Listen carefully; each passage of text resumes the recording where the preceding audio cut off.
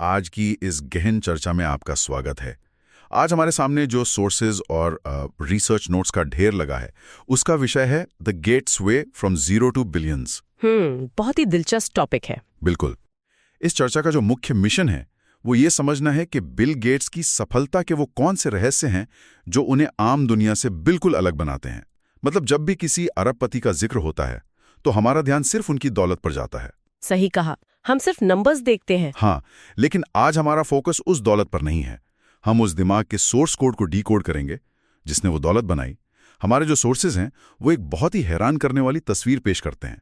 अक्सर लोगों को लगता है कि कोई भी व्यक्ति अगर इस मुकाम तक पहुंचा है तो वो पक्का किसी बहुत बड़े रॉयल परिवार से होगा या शुरुआत से उसके पास अथाह पैसा होगा, जो कि एक बहुत ही आम गलतफहमी है। एग्जैक्टली। गेट्स का बैकग्राउंड कोई सुपर रिच या रॉयल नहीं था। वो एक साधारण अपर मिडिल क्लास बैकग्राउंड से आते थे, लेकिन उनकी सोच का जो तरीका था वो पूरी तरह से असाधारण था। यहीं से हमारी आज की इस डीप डाइव की शुरुआत होती है। मैं अग्री करती हूँ। साधारण शुरुआत से असाधारण बनने का ये सफर, मतलब ये सिर्फ किस्मत के भरोसे तय नहीं होता। मैंने इन रिसर्च नोट्स में जो पैटर्न देखा है उससे एक बात तो स्पष्ट होती है। दुनिया में बहुत से लोग एक ही तरह के बैकग्राउंड से आते हैं, एक जैसी एजुकेशन मिलती है उन्हें, लेकिन जो चीज फर्क पैदा करती है वो है दुनिया को देखने का नजरिया। जब कोई इंसान किसी नई तकनीक को सिर्फ एक खिलौने की तरह देख रहा होता है ना, तब एक असाधारण विजन वाला दिमाग उसमें भविष्य का पूरा इंफ्रास्ट्रक्चर देख लेता है। अगर हम इसे बड़े पैमाने पर देखें तो यहीं से जीरो टू बिलियंस का असली गेम शुरू होता है। और ये विजन कोई ऐसी चीज नहीं थी जो बस रातों रात आ गई हो। सोर्सेस से जो सबसे पहली कहानी निकलकर सामने आती है वो है उनके बचपन का एक अजीब सा जुनून। हम बात कर रहे हैं 1970 के दशक की। वो दौर जब कंप्यूटर्स आज की तरह हर डेस्क पर नहीं होते थे। हाँ, वो कमरों के आकार की विशाल मशीनें हुआ करती थीं। स्क्रीन तक नहीं होती थी उनमें, सिर्फ पेपर टेप पर आउटपुट निकलता था। तो सिएटल के लेकसाइड स्कूल में जब पहली बार एक टेलीटाइप टर्मिनल आया तो गेट्स के लिए वो सिर्फ एक स्कूल प्रोजेक्ट नहीं था, वो एक गहरा ऑब्सेशन बन गया। रातों को जागकर कोडिंग करना, सिस्टम के लूपहोल्स खोजना। और वो शेड्यूलिंग सॉफ्टवेयर वाला किस्सा? हाँ, वो एक बहुत ही मजेदार किस्सा है। उन्होंने स्कूल के शेड्यूलिंग सॉफ्टवेयर को ही हैक कर लिया था, और वो भी इसलिए ताकि उन्हें उन क्लासेस में रखा जाए जहां सबसे ज्यादा लड़कियां हों। ये सुनने में एक टीनेजर की शरारत लगती है, लेकिन ये सिर्फ शरारत नहीं थी, ये एक मशीन को अपने इशारों पर नचाने की जिद थी। बिल्कुल। यहाँ जो सबसे दिलचस्प बात उभर कर आती है वो ये है कि ये अत्यधिक जिज्ञासा का वो स्तर है जो इंसान को लॉन्ग टर्म गेम जिताता है। जब किसी चीज को लेकर इतना जुनूनी ऑब्सेशन होता है तो इंसान उन चीजों को बहुत पहले समझ लेता है जो बाकी दुनिया को सालों बाद समझ में आती हैं। उस समय पूरी दुनिया हार्डवेयर के पीछे भाग रही थी। हर कोई बड़ी बड़ी और तेज मशीनें बनाने पे फोकस कर रहा था। एग्जैक्टली। लेकिन उस युवा दिमाग ने ये पहचान लिया था कि भविष्य उस लोहे और प्लास्टिक में नहीं है, भविष्य उस कोड में है जो उस मशीन को चलाएगा। सोचिए उस दौर में ये बात कितनी अजीब लगी होगी। मतलब जब हर कोई हार्डवेयर की रेस में भाग रहा है, एक लड़का कह रहा है कि असली ताकत तो सॉफ्टवेयर में है। ये तो एकदम बहती नदी में उल्टी दिशा में तैरने जैसा था। और इसी को सही समय और सही दाव कहते हैं, यानी राइट टाइम राइट बेट। अगर समय सही हो लेकिन दांव गलत जगह लगा हो तो हार पक्की है। सॉफ्टवेयर इंडस्ट्री का भविष्य कैसा होगा, ये विजन उन्हें इसी बचपन के ऑब्सेशन की वजह से बहुत पहले मिल गया था। और चलिए इसे गहराई से समझते हैं।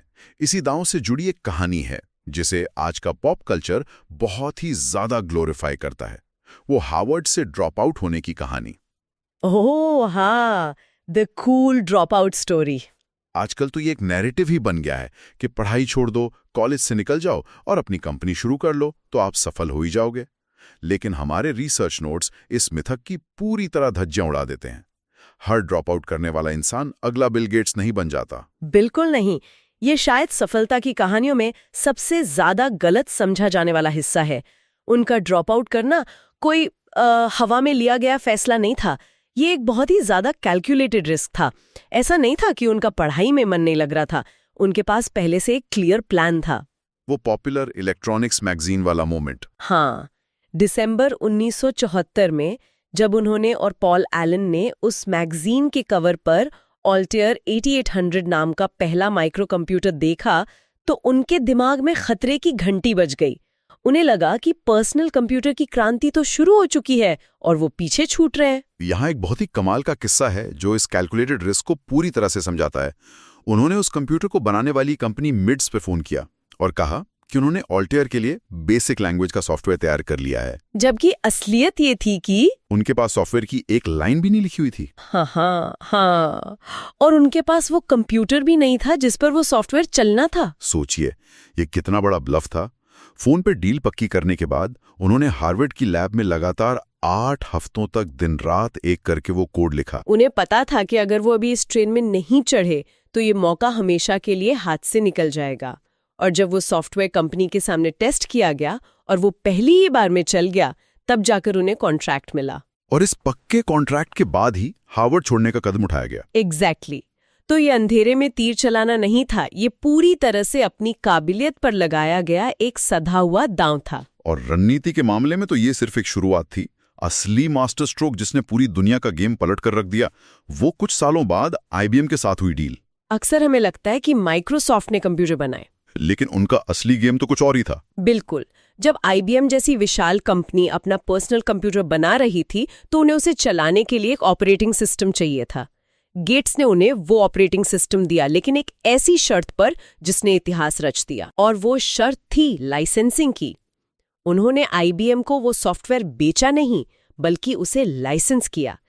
इस एक फैसले ने तकनीकी दुनिया के सारे नियम बदल कर रख दिए।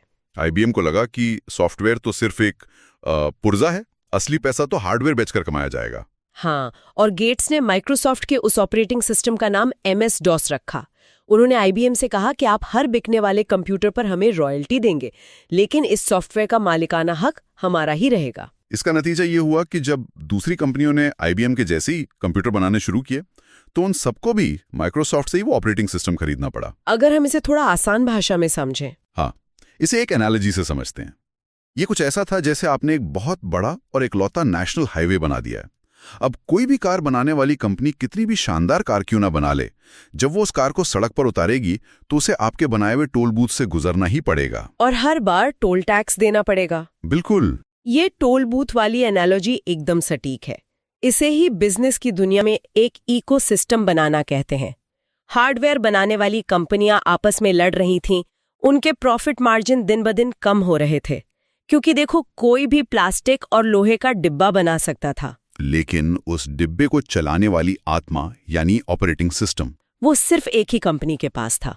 और जो इंसान या जो कंपनी सिस्टम को कंट्रोल करती है, वही अंततः पूरे मार्केट को कंट्रोल करती है। जब कोई इकोसिस्टम का मालिक होता है तो वो सिर्फ एक प्रोडक्ट नहीं बेचता, वो पूरी इंडस्ट्री के नियम तय करता है। लेकिन इतने बड़े इकोसिस्टम को बनाना और उसे सालों तक संभालना, ये कोई 9 से 5 की नौकरी वाला काम तो था नहीं। इसके पीछे जो मेहनत थी वो सच में कल्पना से परे है। जब हम उनके काम करने की नैतिकता, उनके वर्क एथिक पर नजर डालते हैं तो पता चलता है कि ये कोई मोटिवेशनल वीडियो देखकर आया 2 दिन का जोश नहीं था। ये भयानक स्तर का कठोर अनुशासन था। दिन के 14 से 16 घंटे लगातार काम करना।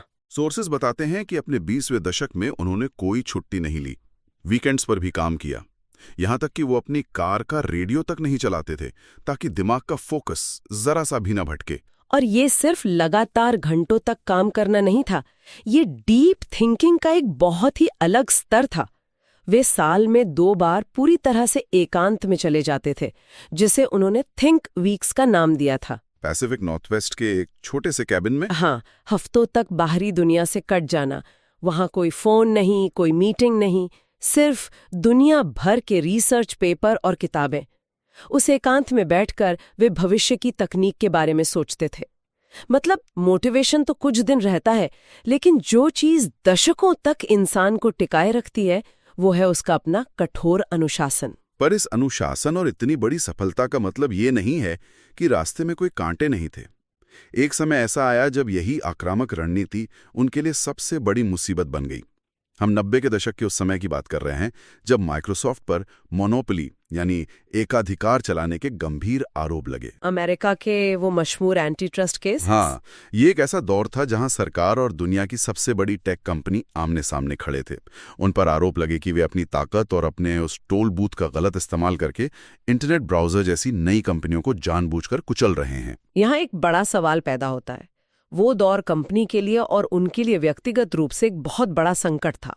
अदालतों के चक्कर, मीडिया में भारी पब्लिक बैकलैश और यहाँ तक कि एक बार पब्लिक में उनके चेहरे पे पाई तक फेंकी गई थी। वो विजुअल आज भी इंटरनेट पर है। बिल्कुल। सरकार का तर्क था कि मार्केट में कंपटीशन होना चाहिए ताकि नई कंपनियों को मौका मिले। वहीं माइक्रोसॉफ्ट का तर्क था कि वे बस अपने ऑपरेटिंग सिस्टम में नई फीचर्स जोड़कर उपभोक्ताओं को एक बेहतर अनुभव दे रहे हैं। हमारा यहाँ उद्देश्य किसी भी पक्ष को सही या गलत ठहराना नहीं है। नहीं, बिल्कुल नहीं। बहु के अपने अपने मजबूत तर्क थे। हमारा फोकस तो इस बात पर है कि उस भारी दबाव, सार्वजनिक आलोचना और इतनी बड़ी कानूनी लड़ाइयों के बीच भी एक लीडर का माइंडसेट कैसे काम करता है। किसी भी आम इंसान के लिए इतना भारी विरोध उसे तोड़ने के लिए काफी होता।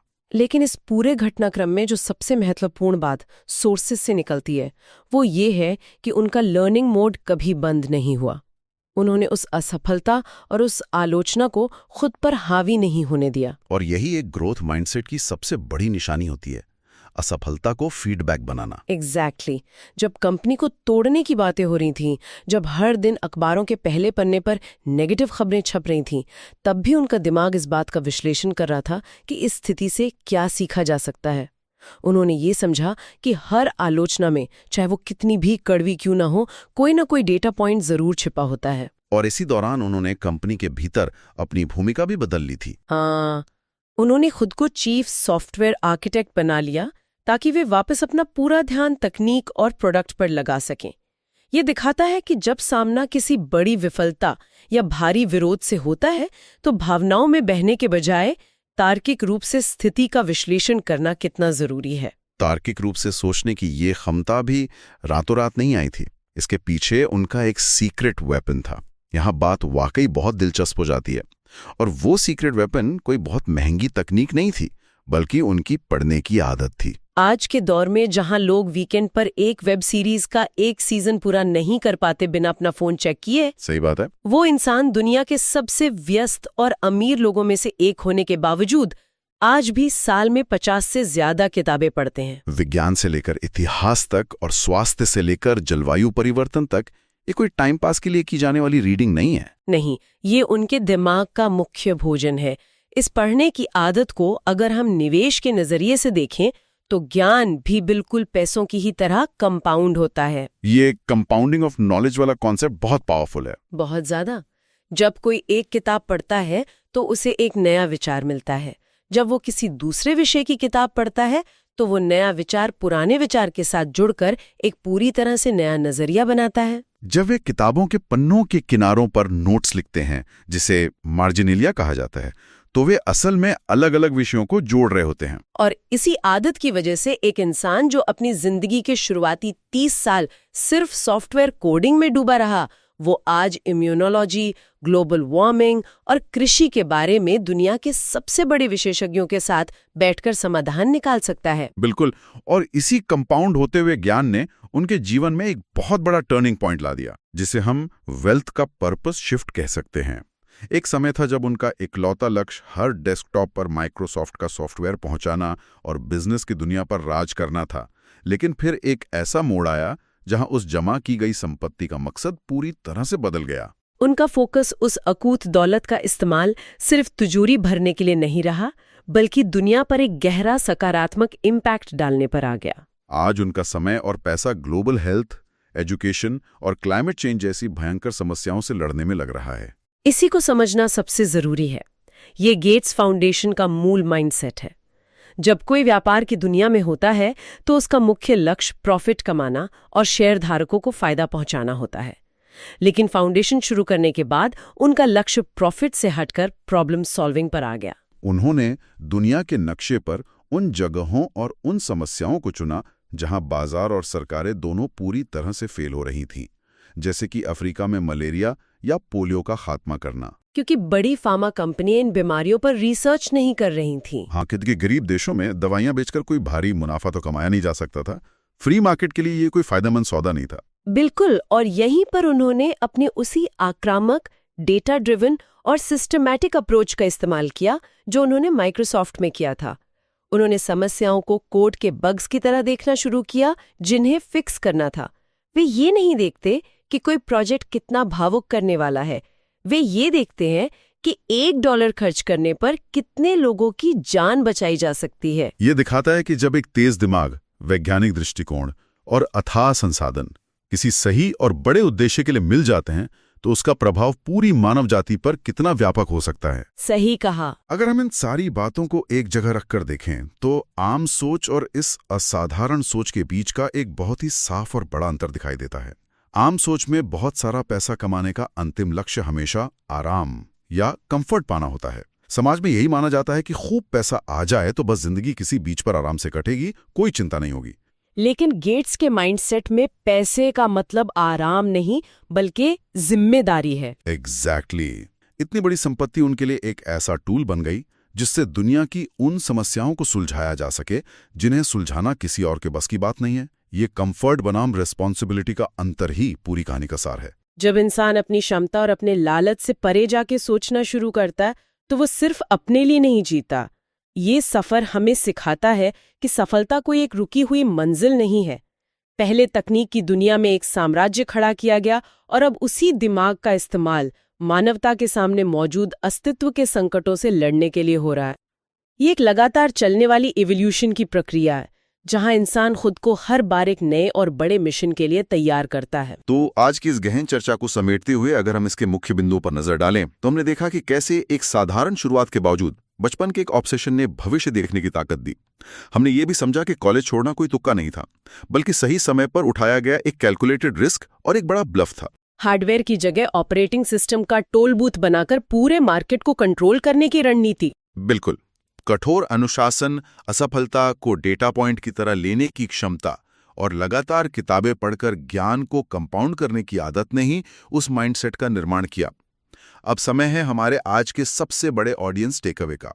जो बात हमने इस चर्चा की शुरुआत में कही थी उसे बहुत ही स्पष्ट शब्दों में समझना जरूरी है। वो टेकअवे क्या है? वो ये है कि अगर आप बिलियनियर नहीं भी बने पर गेट्स जैसा सोच लिया, गेम ऑलरेडी जीत गए। ये पूरी चर्चा उन अरबों डॉलर्स के बारे में नहीं थी, बल्कि उस नजरिए के बारे में थी जो हर दिन नई चीजें सीखने, अनुशासित रहने और अपनी असफलताओं से आगे बढ़ने की प्रेरणा देता है। और इसी बात को आगे बढ़ाते हुए जो लोग आज हमारे साथ इस चर्चा में गहराई तक गए हैं, उनके लिए मैं एक ऐसा विचार छोड़ना चाहूंगी जिस पर वे खुद सोच सकें। हमने देखा कि कैसे एक इंसान ने दुनिया के लिए एक ऑपरेटिंग सिस्टम बनाया और पूरी दुनिया उसी पर चलने लगी। लेकिन आज के इस दौर में जहां हर तरफ जानकारी की बाढ़ है, सोशल मीडिया का शोर है और हजारों आवाजें हमें लगातार बता रही हैं कि हमें क्या करना चाहिए, क्या सोचना चाहिए, क्या हम अपने खुद के दिमाग का ऑपरेटिंग सिस्टम खुद लिख रहे हैं या हम बिना सोचे समझे किसी और के बनाए सिस्टम और नियमों पर अपनी जिंदगी चला रहे हैं? अगर इस पूरी कहानी से एक बात सीखनी हो तो इस पर विचार जरूर कीजिएगा कि हमारी अपनी जिंदगी का सबसे बड़ा कैलकुलेटेड रिस्क क्या होने वाला है। बहुत ही शानदार और सोचने पर मजबूर कर देने वाला सवाल। इसी गहरे विचार के साथ हम आज की इस गहन चर्चा को यहीं समाप्त करते हैं। सीखते रहिए, पढ़ते रहिए और हर दिन अपने दिमाग का ऑपरेटिंग सिस्टम अपग्रेड करते रहिए।